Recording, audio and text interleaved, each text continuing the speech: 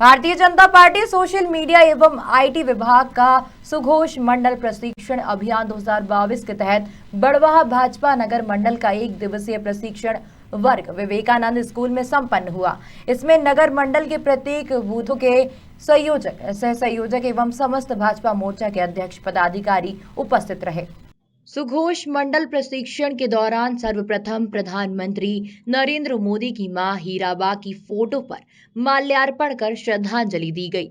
इसके बाद प्रशिक्षण शुरू हुआ, जिसमें विधायक सचिन बिरला, भाजपा जिला महामंत्री महिम ठाकुर, महाविद्यालय जनभागीदारी अध्यक्ष जितेंद्र सुराणा सहित अन्य पदाधिकारियों ने कार्यकर्ताओं को संबोधित किया और आगामी चुनावी रणनीति पर चर्चा की। करीबन 150 योजनाएं हैं, छोटी से लेकर बड़ी तक, जो समाज के अंतिम आदमी तक जाकर अंतिम व्यक्ति को, समाज के अंतिम आदमी को, जब से सबसे गरीब है उसको लाभान्वित करने का काम भी कर रही है। लेकिन हम लोग हमारे बूथ पर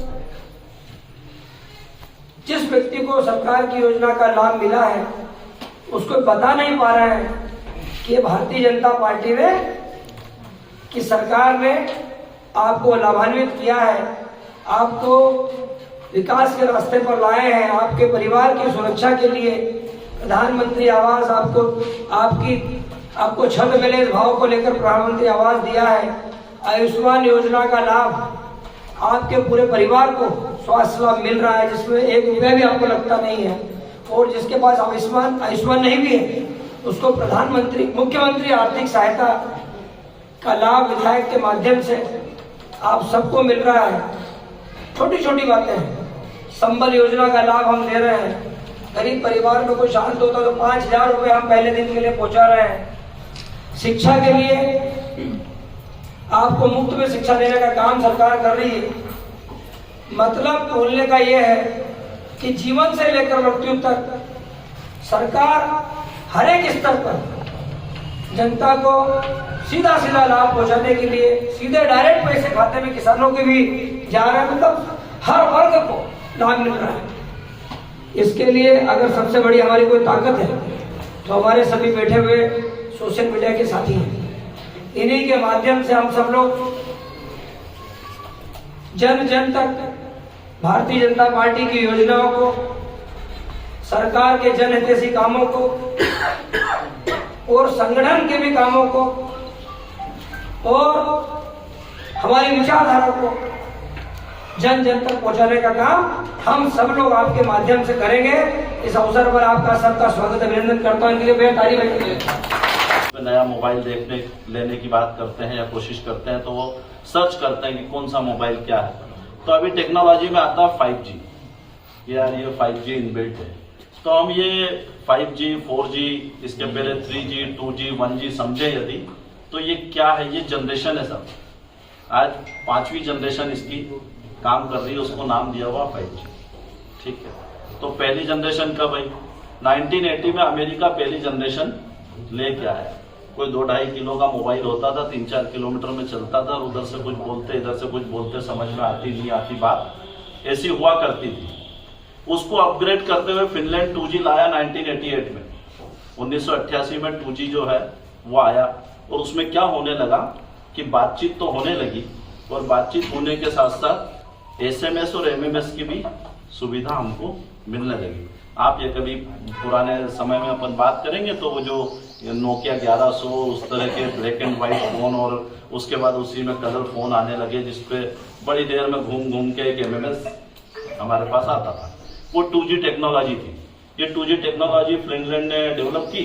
उसके बाद 1988 में जापान ने 3G टेक्नोलॉजी लाया। 3G टेक्नोलॉजी के आने के बाद ही सोशल मीडिया बूम पे आया। सोशल मीडिया के अनेक ऐप जो है हमारे जीवन में आए, और हमको जो ऐप ज्यादा अच्छे लगे वो प्रचलित हो गए। वर्ल्ड में ऐसे कई ऐप है जो हो सकता है हिंदुस्तान में नहीं चलते हो, मगर हमारे यहाँ जो चलते हैं वो कुछ ऐप 3G टेक्नोलॉजी आने के बाद डेवलप हुए, और हम सब लोगों ने उस पर एक नए हमारे जीवन को काफी प्रभावित भी किया। और आज के समय में बगैर सोशल मीडिया के हम आधे एक घंटे भी रहते हैं तो थोड़ा सा खालीपन लगता है। आपको थोड़ी देर में आदत होगी कि मोबाइल को हम सर्च करेंगे कि यार क्या आया, कोई व्हाट्सएप तो नहीं आया, कोई फेसबुक पे ऐसी इन्फॉर्मेशन तो नहीं है, या और किसी दैनिक भास्कर की ऐप पे ऐसा तो कुछ नहीं है। तो ये मीडिया की ऐप के माध्यम से हमको 3G टेक्नोलॉजी के माध्यम से ये सब कुछ संभव हो पाया। पर फिर भी 3G टेक्नोलॉजी में ये कमी थी कि यदि हम कोई चीज डाउनलोड करते हैं या हम कोई चीज देखते हैं तो वो ब्लर वाली जो पोजीशन है वो वापस चालू रहती थी। उसको अपडेट करते हुए दक्षिण कोरिया ने सन 2008 के आसपास 4G टेक्नोलॉजी लेकर के आए, और ये 4G टेक्नोलॉजी के माध्यम से हमको अच्छी स्पीड मिलने लगी। 32 Mbps से लेकर के और 100 Mbps तक की स्पीड 4G। ये सब भी किया कि हमारे को एक ऐसा सोशल मीडिया का प्लेटफॉर्म दिया जिसमें हम अपनी मस्तिष्क के, अपने दिमाग की जो स्पीड है उस स्पीड के माध्यम से मोबाइल की स्पीड, जैसे देश की सुरक्षा के लिए सेना के लोग सारी से बंदूक गोलीबारी सारे प्रशिक्षित हो जाते हैं, लेकिन सतत प्रयासों के माध्यम से वो देश की सीमा की सुरक्षा करते हैं। ऐसे देश का जो अंदर का हिस्सा है उसमें भारतीय जनता पार्टी के ये योद्धा प्रशिक्षण के माध्यम से प्रशिक्षित होकर देश की सेवा और भारत को विश्व गुरु बनाने के प्रयास में अपना योगदान दे रहे हैं। लेकिन सुघोष और सोशल मीडिया के जो बंधु हैं और जो युवा इसमें बहुत अधिक है। मैं आप सबसे पूछना चाहता हूं कि भारतीय जनता पार्टी की सरकार जो चल रही है नरेंद्र मोदी जी की और माननीय शिवराज सिंह जी की, योजनाओं के नाम हमको मालूम है कि कितनी योजनाएं सरकार चला रही है। बता सकते हैं कि हम सोशल मीडिया का प्रशिक्षण ले रहे हैं, लेकिन सोशल मीडिया पे डालेंगे क्या बात रखेंगे, हम लोगों के बीच क्या संदेश हमको देना है जब हमको हमारी सरकार की योजनाएं नहीं मालूम है। गरीब कल्याण की योजनाओं के माध्यम से एकात्म मानववाद का जो सिद्धांत था माननीय पंडित दीनदयाल जी का, उस माध्यम से हम निरंतर कार्य भारतीय जनता पार्टी कर रही है। गरीब कल्याण के माध्यम से गरीबों को पंक्ति में खड़े हुए अंतिम व्यक्ति को आगे लाने का प्रयास कर रही है, उनके लिए सारी योजनाएं बना रही है।